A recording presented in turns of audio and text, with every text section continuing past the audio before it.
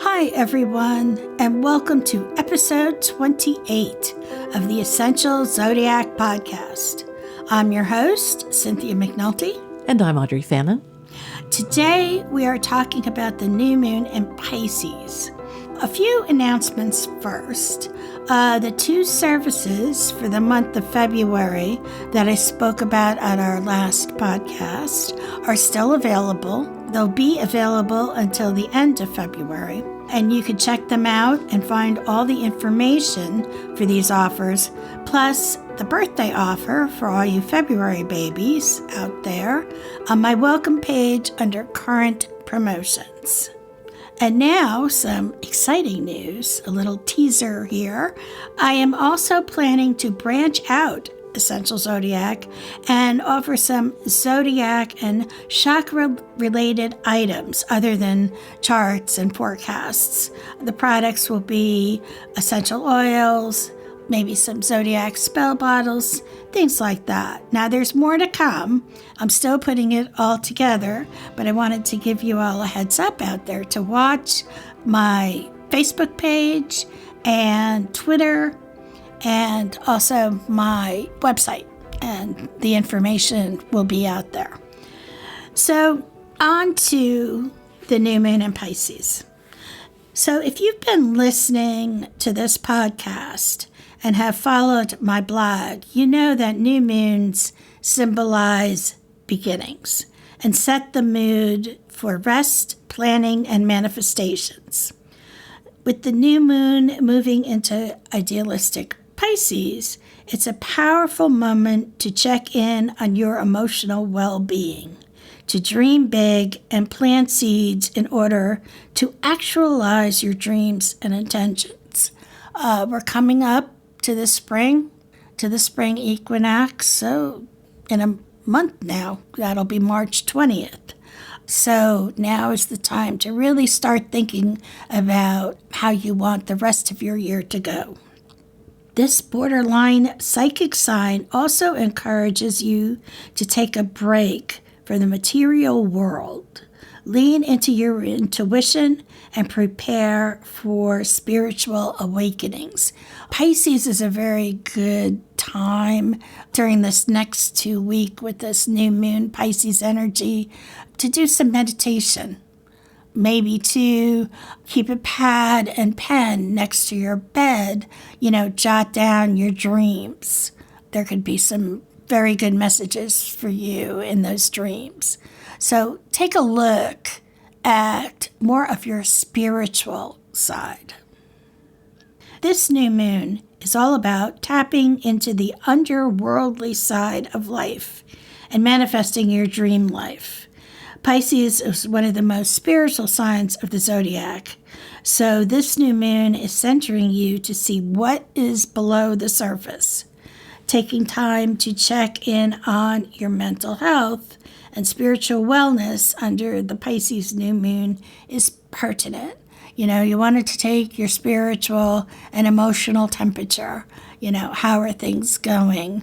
The winter time can be hard on some people. The cold, it's gray, you don't get together with friends and family as much, especially now, after the holidays. January and February can seem rather sluggish. So check in on yourself or check in with family and friends, see how they're doing. There's also seasonal affectation disorder as well. Exactly. Yes. Very good. Thank you, Audrey. So if you're aware of a friend or family member who has this, definitely check on them. Maybe, go visit, and see how they're doing. So as we're looking into ourselves, what are some of your lesser loved traits or some unhealthy patterns you've noticed? This new moon is powerful for dreaming big and creating a blueprint for how to achieve those goals. Acknowledging yourself and channeling your ultimate fantasies is what the Pisces new moon is all about. Now, although this new moon is ripe for romance, and entertaining our fantasies. The new moon is entangled with Saturn. Saturn is going to be moving into Pisces on March 7th. So that is going to be, an interesting matchup. If you think about Saturn, Saturn's firm. Saturn wants to have all the rules followed, all the rules in place. And then you have very fluid Pisces, which is a water sign. And, Pisces goes with the flow. So this should be a very interesting dynamic. And I'll have more, of course, on the Saturn's move into Pisces a little later in a few weeks on my blog. So this new moon will be the perfect time, though, to sit down and have those tough conversations, either with yourself or others. As I said, Saturn's about discipline and hard work. So your tendency to over-romanticize your relationships or aimlessly follow your optimism in spite of practicality might be called into question. It's funny when, we try to delude ourselves, eventually something happens that smacks us right in the face. Mm-hmm. Audrey can back me up on this. Oh, yes. Both of us have had the smack. So, there's eventually the universe is going to be like, okay, enough is enough. Right. And give you, a very clear message. So the conjunction between Saturn and this moon will give you stability, however, and pragmatism, even in the face of a difficult situation. So you will be able to manage. You'll be able to get through that. Now, one thing that is very positive is all the major planets are all direct now, and this contributes to the feeling of moving forward. Venus is at the very end of the sign of Pisces, and she will enter Aries within a few minutes after this new moon rises. Now, this suggests an ending in the social or financial department, which could power or drive our new beginning. So something is going to end, but something always begins. That's how it works. So now all of our planets are going direct. How often does that happen? Not as often as we all would like. I'll tell you that. So, you have Mercury that goes retrograde, 3 or 4 times a year. And all of the outer planets, Uranus, Neptune, and Pluto, when they go retrograde, it's like for 6 months out of the year. So you have a lot of your year taken up with retrograde energy. Right now, we're, like I said, in good shape. And the first retrograde time will be beginning of April. Our friend Mercury will go retrograde in early April. The rest of the planets will start to take their turn at retrograde orbit late spring, summer, and fall. So right now, until the beginning of April, we have some time to really get our plans in motion because all the planets are going to be behaving properly. So, take advantage of it now, because now's the time to make your move. But I'm going to take a short break. And when I come back, I'm going to have some new moon mantras for all the zodiac signs.